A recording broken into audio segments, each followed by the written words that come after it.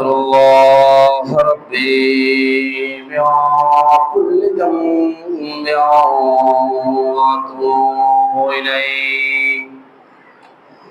لا حول ولا قوة إلا بالله العلي العظيم.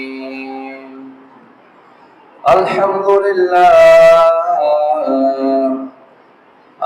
لله نحمده ونستعينه ونستغفره ونعوذ بالله من شرور أنفسنا من يهده الله فلا مضل له ومن يضلله فلا هادي له ونشهد أن لا إله إلا الله وحده لا شريك له ونشهد أن سيدنا وحبيبنا وشفيعنا مولانا محمد. أما بعد فقد قال الله تبارك وتعالى في شأن حبيبه مخبرا وآمرا إن الله وملائكته يصلون على النبي يا أيها الذين آمنوا صلوا عليه وسلموا تسليما. صلى الله على سيدنا محمد وآله وصحبه وسلم. صلى الله على سيدنا محمد وآله وصحبه وسلم.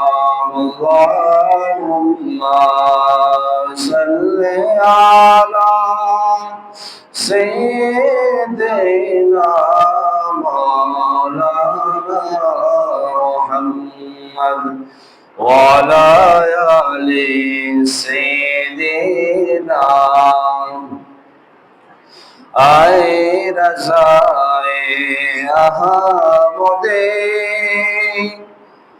نور کا فیضان نور ہے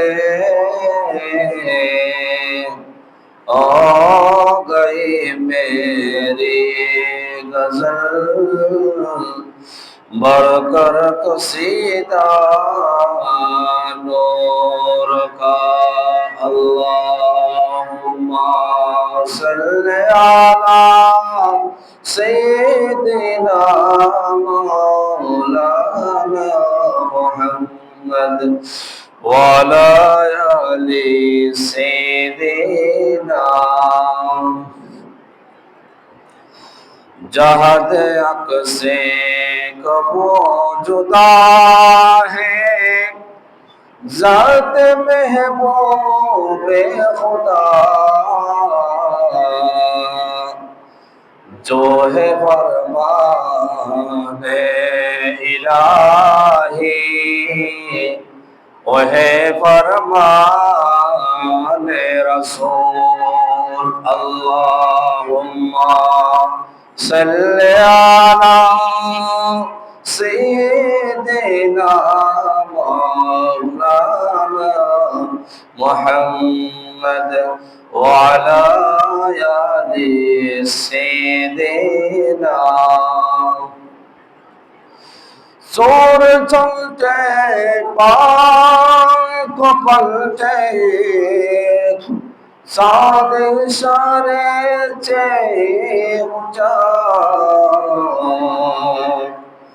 اند نجدی دیکھ لے قدرت رسول اللہ کی.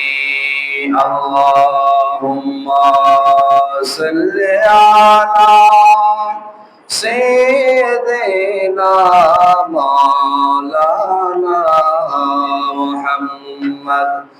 وعلى آل سيدنا مولانا محمد الله الله الله لا إله إلا هو الله الله الله لا إله إلا هو آمين बीबी के गुलशन में आता ज़बान पढ़ते सल्लल्लाहु वसल्लम असदर यार नबीजी अल्लाह अल्लाह अल्लाह ला इलाहा ओ अल्लाह अल्लाह अल्लाह ला इलाहा यासीन तोहा कमले वाला कुरान के तफसीर यासीन तोहा कमले वाला कुरान की तफसीर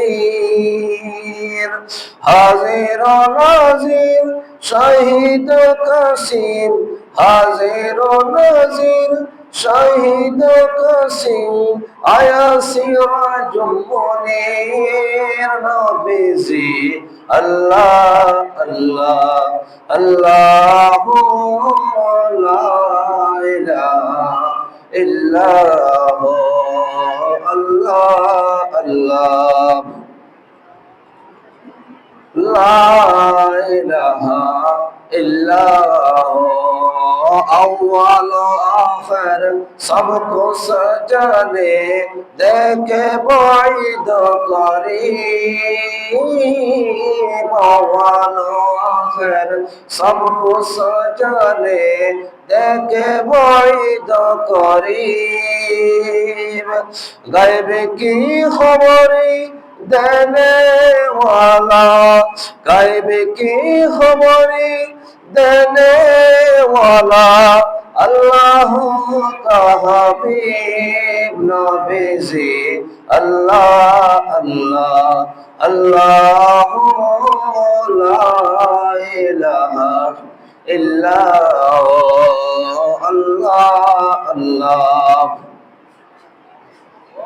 ला इलाहा इल्ला प्यारे सूरते अस्त सहरा मोसे सड़ते पोन नूर का पुतला चाँद का टुकड़ा नूर का पुतला चाँद का टुकड़ा हक्का प्यारा रसूल नबीजी अल्लाह अल्लाह अल्लाह ला इलाहा इल्ला अल्लाह अल्लाह अल्लाह ला इलाहा जिब्राइल आए सोला झुलाने लोरी दे दिशान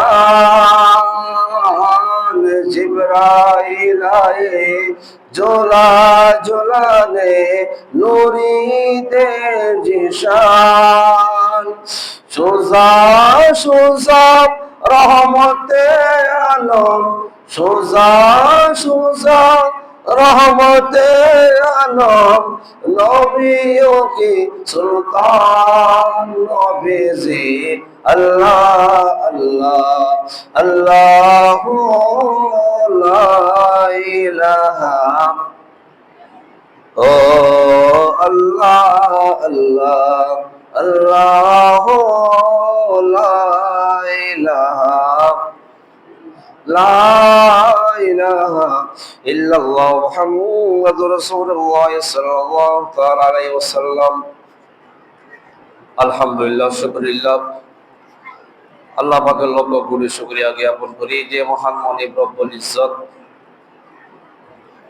আজকে জিলহজ মাসের তৃতীয় জুমা মুবারকে আল্লাহর অসংখ্য অগণিত বান্দাদের থেকে যাচাই বাছাই করে দুনিয়ার জমিনে সর্বশ্রেষ্ঠ জায়গা খানায়ে কাবার এক অংশ আল্লাহর ঘর মসজিদে আমরা কতগুলা নৈকট্য বান্দাগণ আল্লাহর ঘরের সর্বপ্রথম মেহমান হতে পেরে আল্লাহর দরবারে আমরা শুকরিয়া স্বরূপ উচ্চ আওয়াজে বলি আলহামদুলিল্লাহ। দুরুদের হাদিয়া নাজরানা পেশ করছি সরওয়ারে কায়নাত ফখরে মুজিজাত নবী রহমাতুল লিল আলামিন দু জাহানের বাদশা নবী কামলিওয়ালা নবী উম্মতের কারদার নবী শাফায়াতের কুবরা নবী জাহান্নাম থেকে বাঁচানোওয়ালা নবী জান্নাত দেওয়ালা নবী হুজুর আকরাম হুজুর নূর নূর মুজাসসাম নূর নারা নূর হযরত মুহাম্মদ মুস্তাফা আহমদ মুজতবা সাল্লাল্লাহু তাআলা আলাইহি ওয়াসাল্লাম নূর আলী কদমি লক্ষ কোটি দরুদের হাদিয়া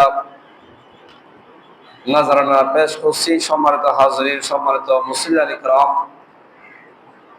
আল্লাহ পাক সুবহানাহু ওয়া তাআলা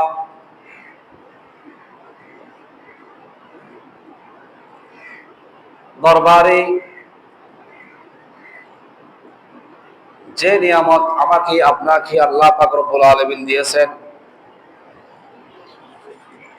সেই নিয়ামত পা থেকে মাথা পর্যন্ত একটু যদি চিন্তা করে থাকি, কোনো একটা নিয়ামত সিজদায় পড়ে থাকলে, কিয়ামত পর্যন্ত রুকু সিজদায় পড়ে থাকলে একটা নিয়ামতের শুকরিয়াও আদায় করা শেষ হবে না, সম্ভব হবে না।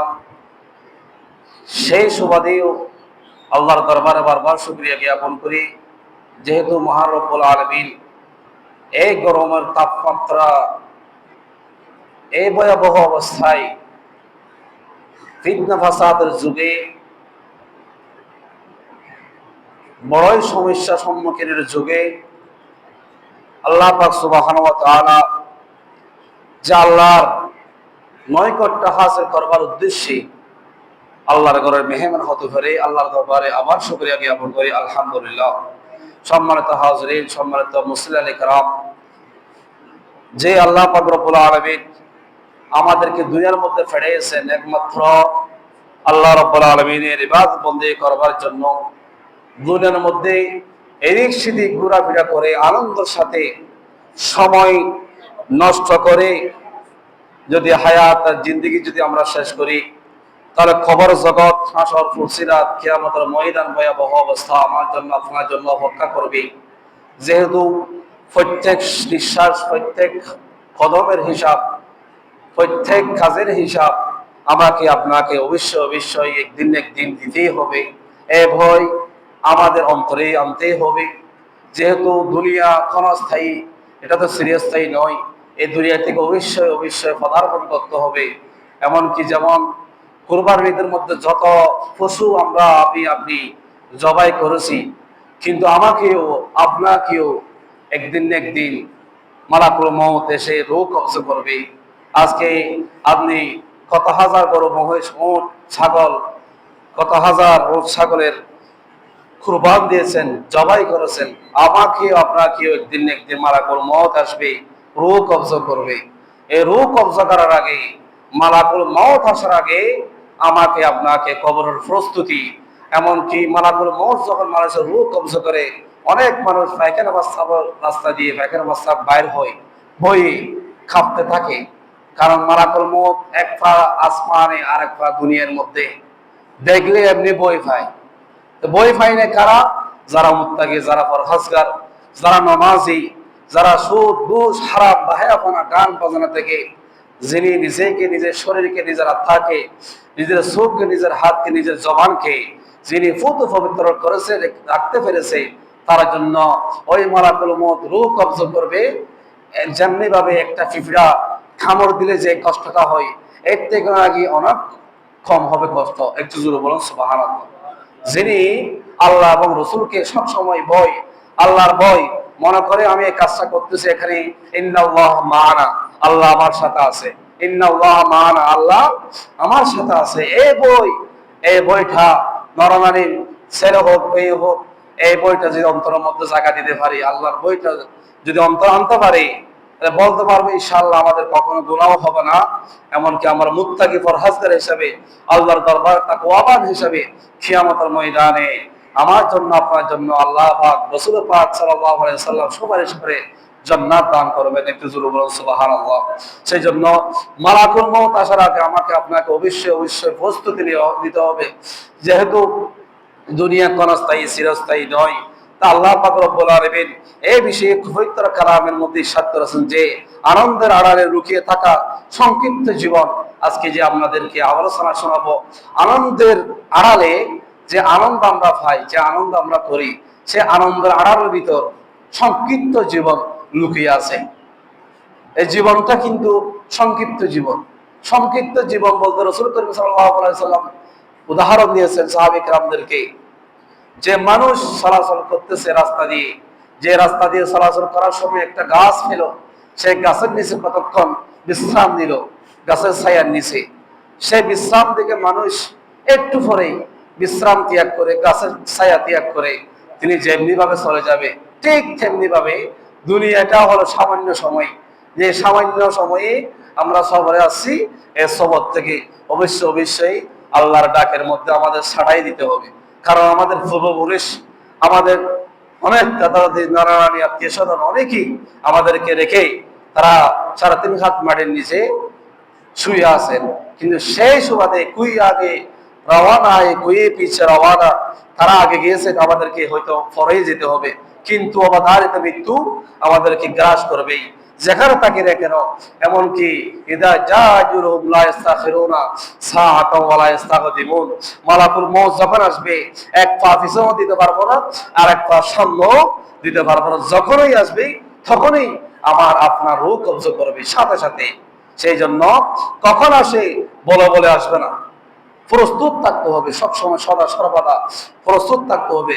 আল্লাহ রাব্বুল আলামিন পবিত্র কালামে সূরা আলে ইমরানের প্রায় 185 নম্বর আয়াতে কারিমা আল্লাহ ঘোষণা দিচ্ছেন, বিসমিল্লাহির রহমানির রহিম, কুল্লু নাফসিন যায়িকাতুল মাউত ওয়া ইন্নামা তুওয়াফাউনা উজুরাকুম ইয়াওমাল কিয়ামাহ فمن زحزح عن النار وأدخل الجنة فقد فاز وما الحياة الدنيا إلا متاع الغرور।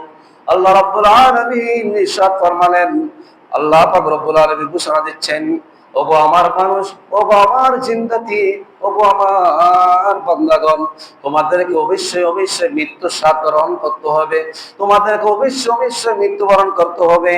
ওয়া ইন্নামা তুওয়াফাউনা উজুরাকুম ইয়াওমাল কিয়ামা, আর কিয়ামতের দিনে তোমাদের পরিপূর্ণ প্রতিদান আমি আল্লাহ দিয়ে দিব।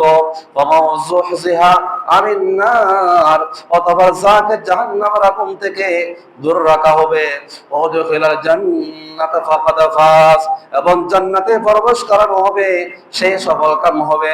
ওয়ামাল হায়াতুদ দুনিয়া ইল্লা মাতাউল গুরুর, আর এই পার্থিব জীবন ধোঁকার সামগ্রী ছাড়া আর কিছুই নয়। ঠিক কিনা বলেন? এই দুনিয়াটা একটা ধোঁকার জায়গা। আল্লাহ ঘোষণা দিচ্ছেন, এই দুনিয়া একটা কিসের জায়গা? ধোঁকার জায়গা। পার্থিব জীবনটা ধোঁকার জায়গা। এখান থেকে মানুষ ধোঁকা পাবে, মানুষ ধোঁকা দিবে, শয়তান ধোঁকা দিবে। এই ধোঁকা থেকে আমাকে আপনাকে বাঁচতেই হবে। আল্লাহ বলতেছেন, মানুষ মৃত্যু স্বাদ গ্রহণ করতে হবে। মৃত্যু নাকি স্বাদ। মৃত্যু কিভাবে স্বাদ হয় আমরা জানি, আমরা এক এক ফল খাই, এক এক ফলের মধ্যে এক এক স্বাদ পাই। কিন্তু মৃত্যু, আল্লাহ বলতেছে মৃত্যু নাকি স্বাদ, একটা মজা। তো কার জন্য মজা? যিনি নামাজি, মুত্তাকি, পরহেজগার, যিনি তাকওয়াবান, তার জন্য মৃত্যুটা কি হবে? মজা হবে। একটু জোরে বলুন সুবহানাল্লাহ। আর যিনি সুদ ঘুষ হারামের মধ্যে, গান বাজারের মধ্যে, বাহাবানার মধ্যে জীবনটা কাটিয়েছেন, তার জন্য মৃত্যু স্বাদ হবে না। তার জন্য মৃত্যুটা হবে অত্যন্ত কঠিন, অত্যন্ত যন্ত্রণাদায়ক। এমনকি এই গরু বলেন, ছাগল বলেন, মহিষ বলেন, তাদের জিন্দা শরীর থেকে যেভাবে সামনা দিলে যে কষ্ট অনুভব হয়, একজন মাইয়াত খেয়ে রূপ কবজা করার সময় এই থেকে ওনাকে বেশি কষ্ট হয়। এখান থেকে এই কষ্ট থেকে বাঁচার জন্য একমাত্র উপায় হলো নামাজ, একমাত্র উপায় হলো হারাম আমাদেরকে কি হতে হবে, বর্জন করতে হবে। আয়াবানা, গান বাজানা, সুদ ঘুষ, বিভিন্ন গালমন্দ খাতা, বিভিন্ন একে অপরের গীবত, এই সমস্ত কাজ থেকে আমাদের কি ফিরে আসতে হবে। আল্লাহ বলতেছে ওয়াইন্নামা তুওয়াফাউনা উজুরাকুম ইয়াওমাল কিয়ামা, আর কিয়ামতের দিনে তোমাদের পরিপূর্ণ প্রতিদান আমি আল্লাহ নিজেই দিব। একটু জোরে বলুন সুবহানাল্লাহ। এই হায়াতে জিন্দেগি যতটুকু আমি পেয়েছি, আপনি পেয়েছেন, এই হায়াতে ততটুকু হিসাবের পরিপূর্ণ হিসাব আল্লাহ কিয়ামতের ময়দানে আমাদের থেকে আপনার থেকে নেবে। কিন্তু সেই যতটুকু আমল আমি আপনি করেছি, সে আমলের প্রতিদান আল্লাহ পাক সুবহানাহু ওয়া তাআলা আমাকে আপনাকে দান করবেন। অথবা যাকে জাহান্নামের আগুন থেকে দূরে রাখা হবে, যিনি মুত্তাকি পরহেজগার, তার থেকে জাহান্নামের আগুন অনেক দূরে নিয়ে যাবে। ও দেখুলা জান্নাতে ফাকাদ ফাস, এবং তাকে আল্লাহ পাক জান্নাতে প্রবেশ করাবে এবং তিনি হবে সফল কাম। আর এই দুনিয়া আমাল হায়াতুদ দুনিয়া ইল্লা মাতাউল গুরুর, আর এই দুনিয়াটা হলো একটা দুঃখের জায়গা, একটা প্রার্থীর জীবন দুঃখের সামগ্রী ছাড়া আর কিছু নয়। একটু জোরে বলুন না নাউজুবিল্লাহ। এই দুঃখের জায়গা থেকে, এই ফিতনা ফাসাদের জায়গা থেকে আল্লাহ পাক সুবহানাহু ওয়া তাআলা আমাকে আপনাকে আল্লাহ হেফাজত করুক, সকল বলুন আমিন। তো আল্লাহ রাসূল সাল্লাল্লাহু আলাইহি ওয়াসাল্লাম তিনি মৃত্যুকে, তিনি মৃত্যুর ব্যক্তির সাথে তিনটা জিনিস যায়। রাসূল করিম সাল্লাল্লাহু আলাইহি ওয়াসাল্লাম বলতেছেন, যখন মানুষ মারা যায় তখন তার সাথে তিনটা জিনিস তার সাথে যায়। একটা হলো ইয়াতবাউল মাইয়াতা সালাসাতু, তিনটা জিনিস তার সাথে যায়। একটা হলো ফায়রজুস নানি, দুইটা জিনিস ফিরে আসে, এমনকি ওয়ায়াবাকা মাহু ওয়াহিদুন, এবং একটা জিনিস ওই মাইয়াতের সাথে থাকে। ইয়াতবাউহু আহলুহু ওয়া মালুহু ওয়া আমালুহু, এমনকি ওই মাইয়াতের যে তিনটা জিনিস যায় খবরে, একটা হলো তার আহল পরিবার, আর একটা হলো তার সম্পত্তি, আর একটা হলো তার আমল। ফায়রজু আহলুহু ওয়া মালুহু, সেখান থেকে ও তিনটা জিনিস থেকে দুইটা জিনিস ফিরে আসে। একটা হলো তার আহল পরিবার, আর একটা হলো তার সম্পদ। ওমা ইয়াবাকা আমলুহু, শুধু তার সাথে, শুধু ওই মাইয়াতের সাথে থেকে যায় তার আমলগুলো। একটু জোরে বলুন সুবহানাল্লাহ। সমস্ত কিছু সব ফিরে আসবে। তার আহল পরিবার যারা কবর পর্যন্ত গিয়েছে তারা চলে আসবে, এবং তার সম্পত্তি যেগুলো খাটিয়া বলেন, দা বলেন, কুড়াল বলেন, যেগুলো নিয়ে যায় এগুলা ফিরে আসবে। শুধু থাকবে তার আমল সালেহা, তিনি কতটুকু নেক আমল দুনিয়ার মধ্যে করেছেন, এই আমলটুকুর মাধ্যমে তার কবর, তার ফুলসিরাত, তার হাসর নাসর হবে ওই আমলটুকুর নিয়ে।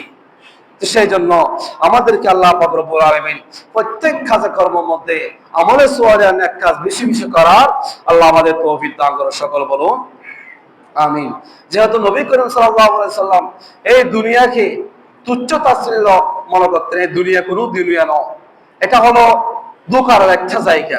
আল্লাহ রাসূল দুনিয়াকে কখনো সাপোর্ট করে নাই, কখনো সাপোর্ট করে নাই। দুনিয়ার মোহ তিনি ত্যাগ করেছেন। রাসূল করিম সাল্লাল্লাহু আলাইহি সাল্লাম যে নবী সাল্লাল্লাহু আলাইহি সাল্লাম একদিন একটি ছাটাইয়ের উপর তিনি একটু আরাম ফরমালেন, ছাটার উপর ছাটা। এরপরে রাসূল করিম সাল্লাল্লাহু আলাইহি সাল্লাম ঘুম থেকে যখন জাগ্রত হলেন, যখন উঠলেন, সাহাবায়ে কেরাম দেখলেন আল্লাহ রাসূল সাল্লাল্লাহু আলাইহি সাল্লামের ফিট মোবারকে এই ছাটাইয়ের একটু দাগ ফিটের মধ্যে দেখা যায়। সাহাবায়ে কেরাম বললেন, ইয়া রাসূলুল্লাহ, ইয়া হাবিবাল্লাহ, আমরা আপনার জন্য একটা নরম বিছানার ব্যবস্থা করব। আল্লাহ রাসূল বলতেছেন, ওগো সাহাবারা, এই দুনিয়াটা আসলে কি? এই দুনিয়ার মহা তো আমি নই, দুনিয়াটা আমার পিছনে করবো, আমি তো দুনিয়ার পিছনে নয়। দুনিয়ার পার্থিব জীবন দুঃখের জায়গা, এখানে এত আরামায়েশা, এত ব্যাগ বিছানা, এগুলো আমার প্রয়োজন নয়। একটু জোরে বলুন সুবহানাল্লাহ। আল্লাহ রাসূলের উত্তর দিলেন। তখন আল্লাহ রাসূল সাল্লাল্লাহু আলাইহি ওয়াসাল্লাম এই কথা বলার সাথে সাথে তিনি বলতেছেন, এই দুনিয়াটা হলো কিরকম জানো? একটা মুসাফির খানার মতো, মুসাফিরের মতো। মানুষ যখন দূর দূরান্ত কোথাও হাঁটে, যখন সফরে যায়, গরমের বিশাল গরমের মধ্যে মানুষ একটা গাছের ছায়ার নিচে মানুষ কি করে বিশ্রাম করে। আর বিশ্রাম করার সময় মানুষ তার সারাদিন সারা রাত ওই গাছের নিচে বিশ্রাম নেয় না, তিনি তো কিছুক্ষণ বিশ্রাম নেয়, এরপরে সেখান থেকে চলে যায়, গাছও ত্যাগ করে চলে যায়, ওই গাছের ছায়াও ত্যাগ করে মানুষ চলে যায়। আল্লাহ রাসূল বলতেছেন দুনিয়াটা হলো ঠিক তেমনি ভাবে, ঠিক তদরূপ তেমন মানুষ কিছুক্ষণ গাছের নিচে বিশ্রাম নিল, এরপর গাছও ত্যাগ করে বিশ্রামও গাছের ছায়াও ত্যাগ করে মানুষ কি চলে যায়। দুনিয়াটাও একই রকম, মানুষ আসছে মাত্র কতক্ষণ সময়ের জন্য, অল্প সময়ের জন্য। এমন মনে হচ্ছে এখানে আমার 60 বছর 50 বছর 30 বছর, এটা অনেক লম্বা একটা সময় আমার আপনার মনে হচ্ছে, কিন্তু রাসূল করিম সাল্লাল্লাহু আলাইহি ওয়াসাল্লাম উদাহরণ দিচ্ছেন দুনিয়া এটা হলো একটা ছায়ার মতো, যে ছায়ার মতো মানুষ বিশ্রাম নিল, এখান থেকে মানুষ আবার চলে যায় হুট করে, আজীবন সারা দিন এখানে বসে থাকে না, ছায়া থেকে মানুষ বিশ্রাম নিয়ে চলে যায়। কতক্ষণ মানে দুনিয়া সংক্ষিপ্ত, এটা হচ্ছে দুনিয়ার জীবন। একটু জোরে বলুন সুবহানাল্লাহ। সেজন্য ডক্টর আল্লামা ইকবাল তিনি বড়ই চমৎকার ভাষায় তার নিজের ভাষায় তিনি ফারসির মধ্যে তিনি উল্লেখ করতেছেন, জিন্দা কে নিয়ে জিস জিন্দা কে জিন্দেগানি শিস ও এই খাও নেবে জারাস, অর্থাৎ এই দুনিয়াটা আসলে কি। আল্লামা ডক্টর ইকবাল বলতেছে এই দুনিয়াটা আসলে কি, এই দুনিয়া হলো এমন একটা জায়গা যে এটা এই এমন একটা কাফালা, এমন একটা কাফালা যে কাফালা দিয়ে মানুষ চলার সময়, কাফালা চলার সময় কেউ ঘন্টা বাজাবে না, কাফালা চলার সময় কেউ সতর্কতা দিবে না যে কাফালা চলতেছে, মানুষ চলতেছে, মানুষ দিয়ে সফরে যাচ্ছে, এটা যাওয়ার সময় মানুষ ঘন্টা দিয়ে দূর তাবালা দিয়ে মানুষ কি করবে না, সজাগ করবে না, এমনকি মানুষ সতর্কতা খরাইবে না। দুনিয়া হয়তো ঠিক তেমনি ভাবে মালাকুল মওত আসার সময় যেমনি ভাবে কাউকে বলে আসবে না, রূহ কবজ করবে, এটা কাউকে কি বলবে মালাকুল মওত, আমি যে আপনার ঘরে আসবো, দৈনিক তেমনি 5 বার আসে আপনার ঘরে, কিন্তু আপনি দেখি না, জানি না কখন যে রূহ কবজ হয় আমার জানা নাই, কারণ সেই জন্য মালাকুল মওত আসার আগে আমাকে পরিপূর্ণ প্রস্তুতি নিতে হবে। সেই জন্য ডক্টর আল্লামা ইকবাল বলতেছে ইয়াক নফস আমদ ও দিগার না আবাদ, বাস আজ এই দুনিয়াটা হলো আসলে একটা ক্ষণিকের জায়গা, একটা নিঃশ্বাস আমি ফেলালাম, সেই নিঃশ্বাস আর একটা ত্যাগ করবো কিনা, যদি ত্যাগ করতে না পারি, অক্সিজেন আমি ঢুকালাম, অক্সিজেন কার্বন ডাই অক্সাইড ত্যাগ করতে পারবো কিনা, এই যদি ত্যাগ করতে না পারি তো দুনিয়ার হায়াত এখানেই আমার পরিসমাপ্তি, এখানে আমার শেষ, হায়াত শেষ। একটা নিঃশ্বাস ফেলতে যতক্ষণ সময় লাগে আর একটা নিঃশ্বাস ঢুকাতে যদি সময়টা যদি না পাই, তাহলে আমার জীবনটা ব্যর্থ, আমার হায়াতটা কি তখনই শেষ। সেই জন্য মানুষ খুশকিয়া যারা আছে তাকে তো সবচেয়ে মানুষ বলে। এখন মানুষ এই অবস্থার মধ্যে মানুষ হয়ে গেছে, দুনিয়ার মোহর মধ্যে, দুনিয়ার লোভের মধ্যে টাকা পয়সা ধন সম্পদকে মানুষ দৌড়াচ্ছে, এদিক সেদিক ছড়াচ্ছে, নামাজ নাই, দোয়া নাই, জিকির নাই, আল্লাহ তসবিহ তাহলের কিচ্ছুই নাই। মানুষ এই শুক্রবার একদিন জুমা মুবারক পড়ার জন্য আমার জন্য আপনার জন্য সময় নাই। এই প্রাপ্তির জীবন থেকে আমাদেরকে অবশ্যই অবশ্যই পদার্পণ করতে হবে, এই বই আমাকে আপনাকে অন্তরের মধ্যে আনতে হবে। এমনকি বলা হচ্ছে বাচ্চা হারুন রশিদ তিনার একটা ওয়াকি আপনাদেরকে শোনাবো, এইটা নিয়ে আমি সংক্ষিপ্ত আলোচনা শেষ করবো ইনশাআল্লাহ। যে বাচ্চা হারুন রশিদ তিনি একজন খলিফা ছিলেন, তৎকালীন যুগের মধ্যে তিনি বড়ই একজন বাদশা ছিলেন, বড়ই রাজপ্রাসাদের মধ্যে তিনি বসবাস করছেন। বাদশা হারুন রশিদ তার একজন আল্লাহর ওলি ছিলেন, তিনি বাদশা হারুন রশিদের কাজকর্ম করে দিতেন, তিনার নাম ছিল বহলুল। ওই বহলুলকে একদিন বাদশা হারুন রশিদ ঈদের সময় তিনি সিংহাসনের মধ্যে অবস্থান করতেছেন, বাদশার জায়গায় তিনি বড় সিংহাসনের মধ্যে অবস্থান করতেছেন, আতর সুরমা লাগিয়ে, স্যান লাগিয়ে, এমনকি তার পোশাক পরিধান করে, রাজকীয় পোশাক পরিধান করে তিনি সিংহাসনের মধ্যে অবস্থান করতেছেন। তার খলিফাকে বাহলুলকে বলতেছে, ও বাহলুল, তুমি এই লাঠিটা নাও, আমার এই লাঠিটা তোমার থেকে যদি কেউ পৃথিবীর এক প্রান্ত থেকে অপর প্রান্ত তুমি খুঁজে বাইর করবা, তুমি বাহলুল থেকে যদি কেউ বোকা মানুষ তুমি পাও, তাহলে আমার এই লাঠিটা তুমি তাকে দিবা। তার মানে বাদশাহ হারুন রশিদের যিনি খেদমত করতেন তিনাকে বোকা বলতেছে কে? বাদশাহ হারুন রশিদ। এমনকি এলাকার পরিবার পরিজনও, এলাকার সমস্ত মানুষও ওই বাহলুলকেও তারা কি বলতেন? একটা মানে পাগল মানুষ বলতেন, পাগল মানুষ মনে করতেন ওই বাহলুল। অবশেষে বাহলুল বাদশাহ হারুন রশিদের লাঠিটা নিলেন, নিয়ে আনন্দ খুশি তিনি দুনিয়ার সীমানা থেকে জুনুব, মাগরিব থেকে মাশরিক পর্যন্ত, তিনি পূর্ব থেকে পশ্চিম, দক্ষিণ থেকে পূর্ব পর্যন্ত তিনি ডানে বামে খুঁজতেছে। ওই বাহলুলের মতো একজন কি মানুষ খুঁজতেছে, খুঁজতে খুঁজতে কোথাও ফেলেন না। ওই লাঠিটা তো অবশ্যই একজন মানুষকে দিতে হবে। বাহলুল থেকেও যিনি কি একদম ফাগর টাইপের মানুষ, তাকে লাঠিটা দিতে হবে। বাদশা যেহেতু তাকে বলেছে দেওয়ার জন্য, অবশ্যই দুনিয়ার এক প্রান্ত থেকে অপর প্রান্তে খুঁজতেছে, কাউকে ফেলেন না। এদিকে বাদশাহ হারুন রশিদের অসুস্থ অবস্থায়, মুমূর্ষ অবস্থায়, তাকে ডাক্তার চিকিৎসা বন্ধ করে দিয়েছে, তাকে জবাব দিয়ে দিয়েছে তিনি মুমূর্ষ অবস্থায় তিনি মারা যাবেন। এই কথা শুনেছে বাহলুল, বাদশাহ হারুন রশিদের যিনি কাজকর্ম করতেন আল্লাহর ওলি, উনি শুনেছেন। সাথে সাথেই তিনি বাদশাহ হারুন রশিদের দরবারে চলে আসলেন, বলতেছেন হুজুর আপনি নাকি অনেক দূরে অনন্য জায়গার মধ্যে আপনি চলে যাবেন, যে জায়গা চলে গেলে আপনি আর ফিরে আসবেন না, এমন একটা জায়গা যাওয়ার জন্য নাকি আপনি প্রস্তুতি নিচ্ছেন। এখন বাদশাহ হারুন রশিদ বলতেছে হ্যাঁ অবশ্যই আমার এমন একটা জায়গায় যেতে হবে যে জায়গাতে গেলে আমি আর ফিরে আসবো না, ওই জায়গাতে আমি চলে যাওয়ার জন্য প্রস্তুতি নিচ্ছি।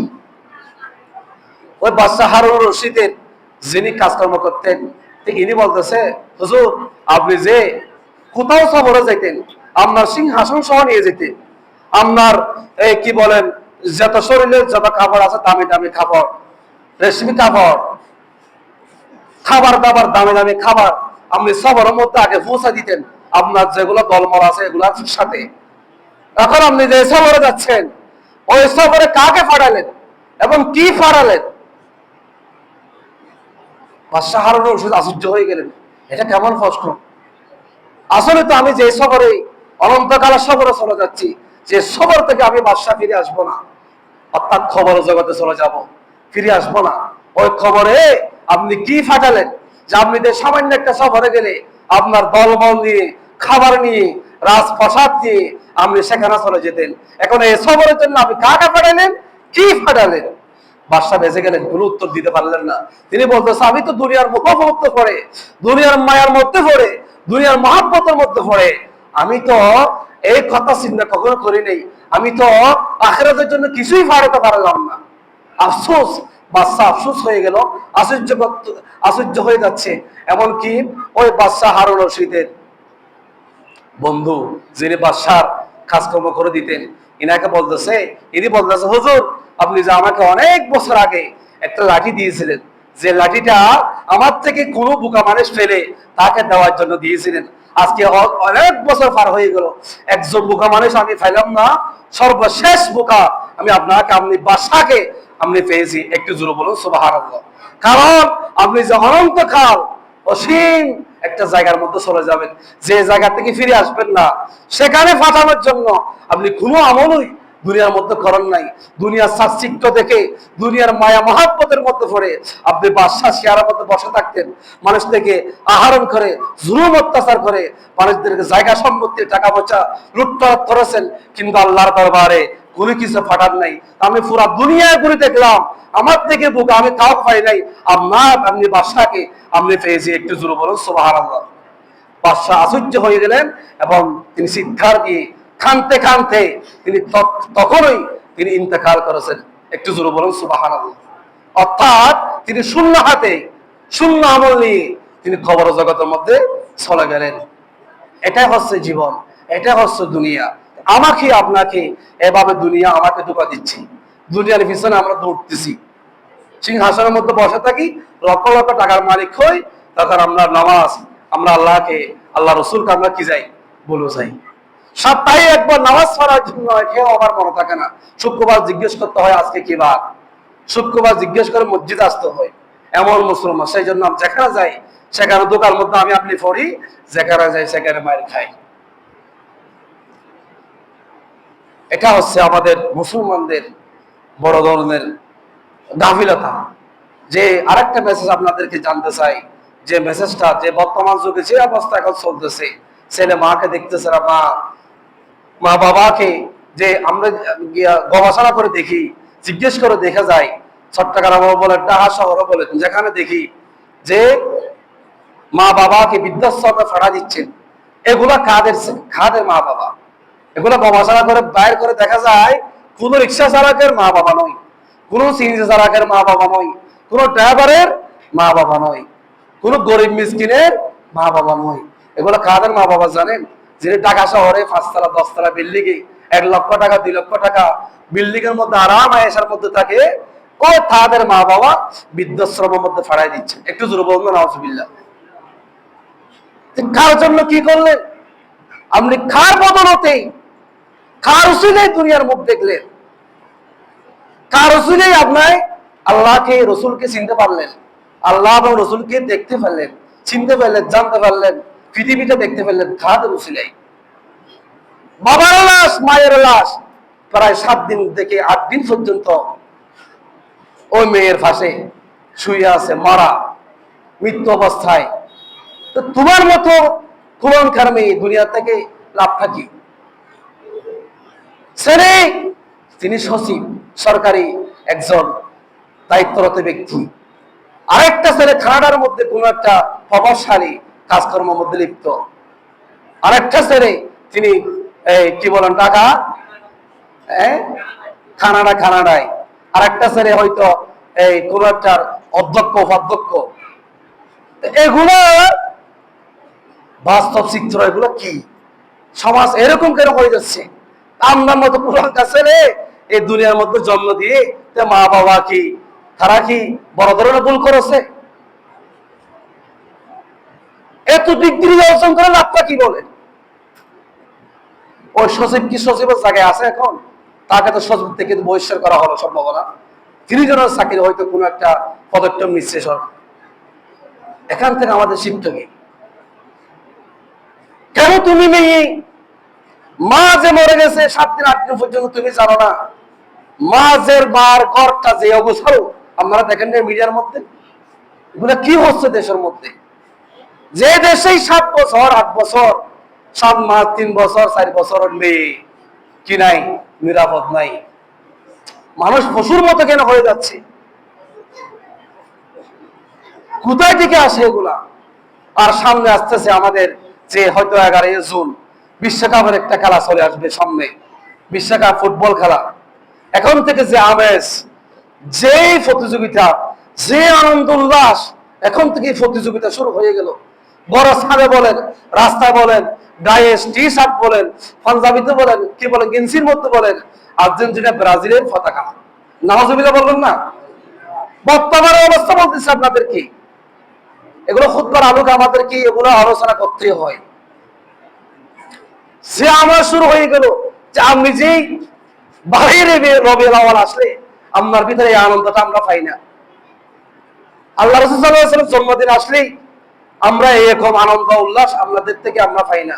একটা দেশির কথা বললে, টাকার কথা বললে একজন মানে 500 টাকাও দেয় না, 200 টাকাও দেয় না।